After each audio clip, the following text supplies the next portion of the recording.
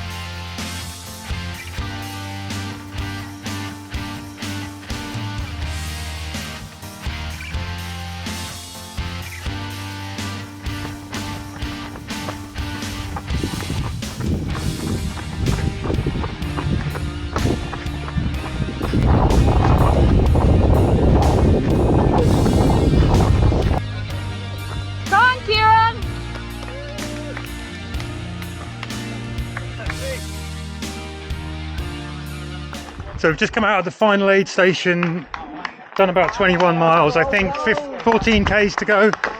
I think we've got one little climb up now, and then we're going to be going down towards the coast. It's been a bit of a battle, to be honest. Yeah, stomach went about 15 miles, sat on a rock for a bit, so I'm nursing a bit of queasiness, but that aid station hopefully has helped, just walking off some coke and some other bits and pieces. Hopefully once that energy goes in, I'll be alright to move and just take it home. But yeah, it's sort of quite technical, steep downs, lots of rocks, and yeah, not easy running for some stretches, some bits that were really nice. Onto the shoes then, and I have to say my thoughts from the early miles are sort of carried on into the later miles. Basically, there's loads of softness here, there's loads of cushion. This is exactly the kind of shoe that I might pick up to go and run like the Thames 100 miler, or it would be a great shoe almost for Berlin 100 miler. More runnable, easier kind of terrain, and it's great on the bits where you can kind of let loose in the forests and whatnot. I personally find it a bit tricky because of the wide platform and the softness on the bits where it gets stony. It's not quite as precise for me at picking my way through those bits.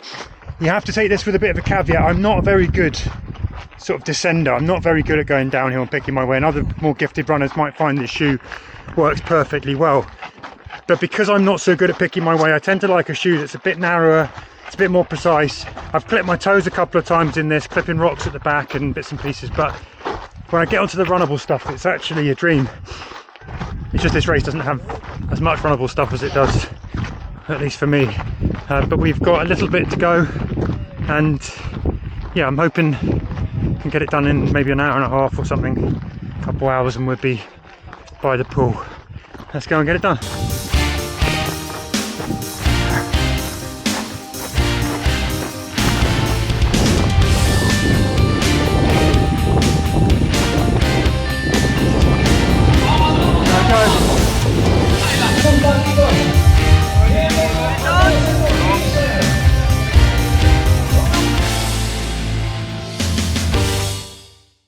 So it's the morning after the Trans Gran Canaria Marathon, which, as all mountain marathons, it was actually 48 kilometers, about 1,800 meters or so of climbing, more than 2,000 meters of descending. Bus out to the start was interesting. Big, windy, long, hour and a half bus ride that made me feel a bit nauseous.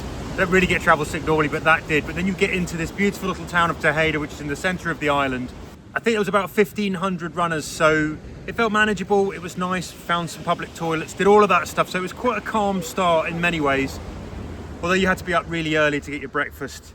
And then the start has brilliant atmosphere, set off in 3 waves, which sort of breaks it up because it can get narrow from the very beginning.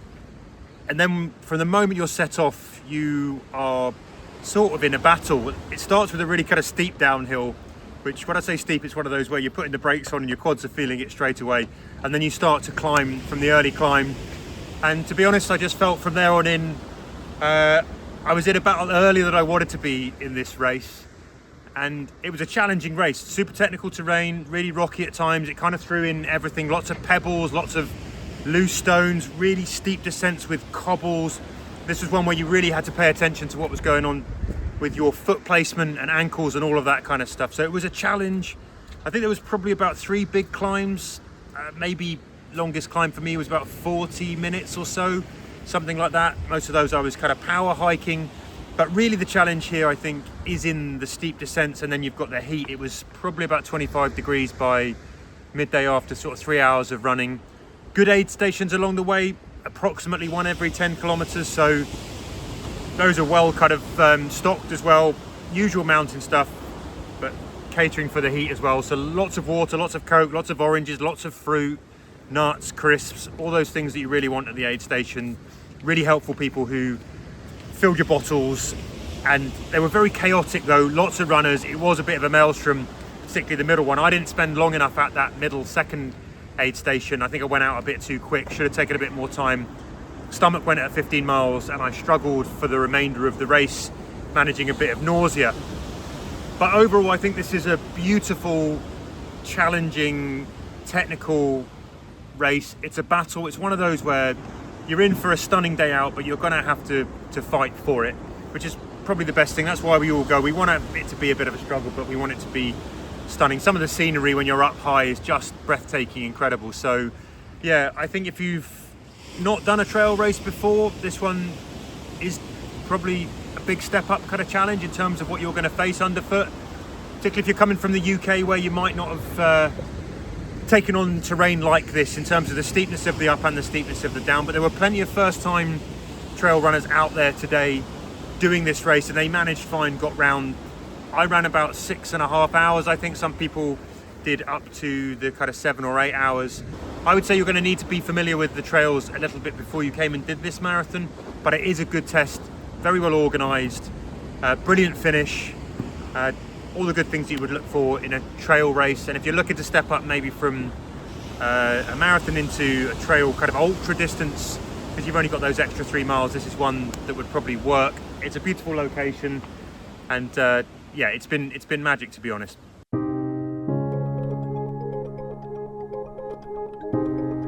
Onto the shoes then, and I obviously ran in the North Face Vectiv Pro 3, pretty much fresh out of the box. I've done a mile up and down here before the race. As I said, en route, there's a few things that really stood out for me that I think some people are going to love. I think some people might not find this shoe the shoe for them, and it's really going to boil down to personal preference. So one thing you're absolutely going to need to like is that bigger stack in a trail shoe. It's very soft, I found. You've got a big broad platform which is cushioned, it is protective, it does eat a lot of the trail underfoot. I think it means that this shoe could potentially be a great shoe if you're going to be going long haul. If you're looking at like 100-mile trails in this shoe, it's going to give you that protection deeper into those miles. For something like yesterday in the marathon, where maybe I was going to be running a little shorter, I think I would have preferred something that was a little bit more direct, where there's a little bit more ground feel. I wanted to feel a bit more of the trail underfoot. There's a trade-off for that softness underfoot, and that is really in that ground feel and the immediacy. There is a bit of sink, and you do wait for the shoe to come back.